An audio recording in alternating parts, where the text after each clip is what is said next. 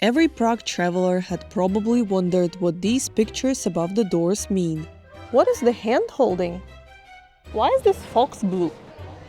Is that a white beet?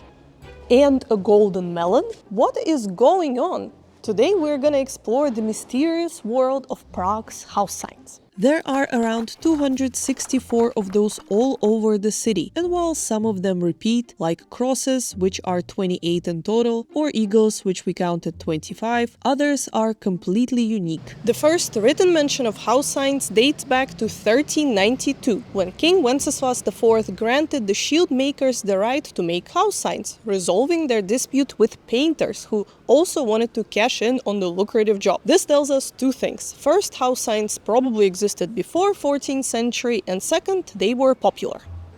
First, house signs were definitely of functional nature. Guilds of workers and individual businessmen often marked their occupation or their product on their house. Carpenters had access above their doors, locksmiths, keys, bakers, pretzels, tailors, scissors, wheelers, wheels. In the times of widespread illiteracy, businessmen had to be straightforward, otherwise customers would miss their door. While some signs are easy to decipher, others are more obscure. For instance, a common house sign for goldsmiths was a golden chalice, and golden serpents graced the archways of pharmacies in the past. Fun fact, the House of the Golden Snake, which is located on the corner of Karlova and Lilieva streets, was the first ever place where they served coffee in Prague. It was brought here by an Armenian merchant, brace yourself for the name, Georgius Diodatus Damasenus, quite a mouthful, who carried a tray with a kettle which was heated up by coals on his head and also cups and sugar in his hands, and was offering the strange drink to the passerby. His business was a huge success, and he was able to open up his own cafe, which was located on the opposite side of the river in another house with a strange sign.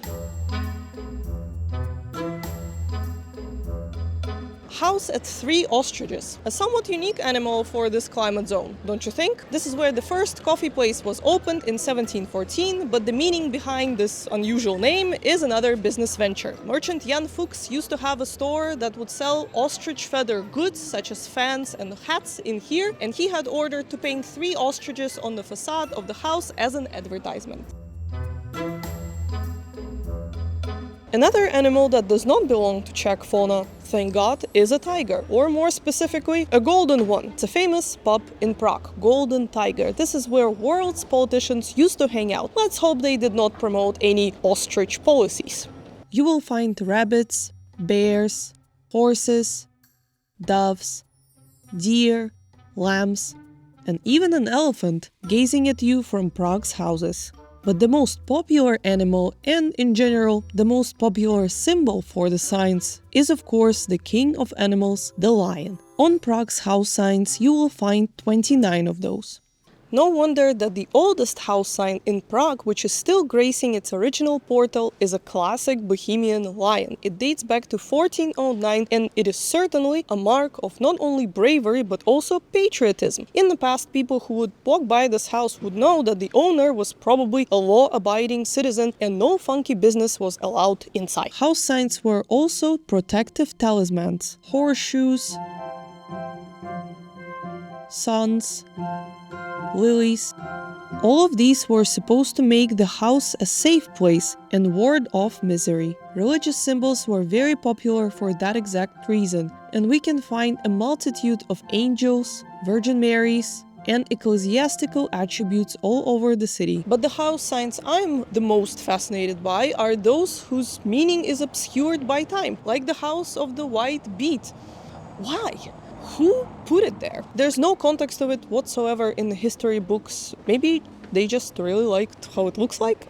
Honorable mentions of strange house signs include the House of the ABC, the Rollerblade House, House of 3 Crowns. Oh wait, it's just Swedish embassy. And the House of the Siren. supposed three golden hands is also surrounded with many legends. Some more down-to-earth sources say that this is where a lawyer used to live. So the sign is actually a symbol of an agreement. More metaphysical sources claim that this was the Freemasons' lodge. And three hands is actually a symbol of Freemasonry. But my favorite story is about Admiral Nelson, who apparently stayed in this house with his mistress, Lady Hamilton. So the three hands could be a symbol of a love triangle? And we finally got to the big question.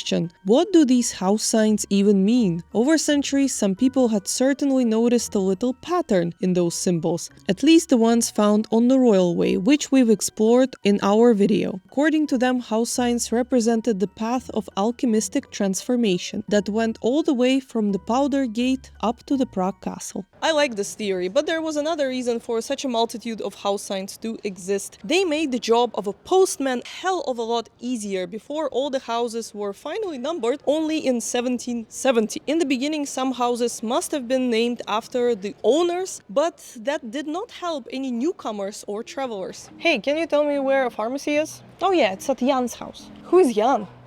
You're not from here, are you? People had somehow figured out that if you come up with a unique enough name, you will be easily found. Obviously, not all houses of the past could afford house signs. Humble dwellings made of wood did not have house signs, most likely, but the rich individuals who lived in stone buildings did not mind paying a crest maker for putting up a sign. If you had a household name, sometimes you could simply be known by it, but these rarely survived through centuries. But you know what did? House of the Golden Melon. Of course, nowadays we know of certain house signs because of people who lived in there, like House at the Two Sons, family home of poet Jan Neruda, or at Two Golden Bears, a place where Egon Erwin Kisch used to live, or House of the Golden Angel, where Mozart himself had slept.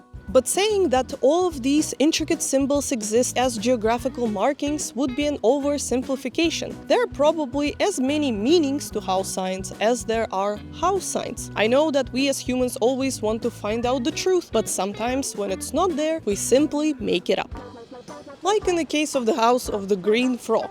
The origin story of the sign says that one of the house dwellers was exercising one day, and in his efforts of becoming more flexible, managed to put his legs over his ears and then did not return to his initial position. His cries of help attracted the housekeeper, who was terrified and thought that he was possessed by a demon and transformed into a human frog. This curious anecdote was forever immortalized in the house sign, except it is actually 200 years older than the supposed human frog.